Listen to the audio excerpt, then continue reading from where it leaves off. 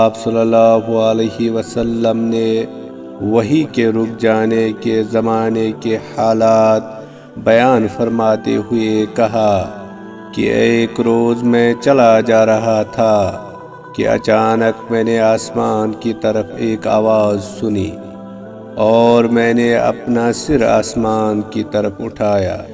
کیا دیکھتا ہوں کہ وہی فرشتہ جو میرے پاس غار حرا میں آیا تھا، وہ آسمان و زمین کے بیچ میں ایک کرسی پر بیٹھا ہوا ہے۔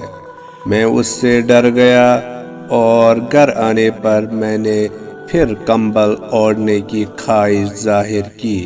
اس وقت اللہ پاک کی طرف سے یہ آیات نازل ہوئے: اے لحاف اوڑھ کر لیٹنے والے، اٹھ کھڑا ہو اور لوگوں کو عذاب الہی سے ڈرا، اور اپنے رب کی بڑائی بیان کر، اور اپنے کپڑوں کو پاک صاف رکھ اور گندگی سے دور رہ۔ صحیح بخاری حدیث نمبر 4۔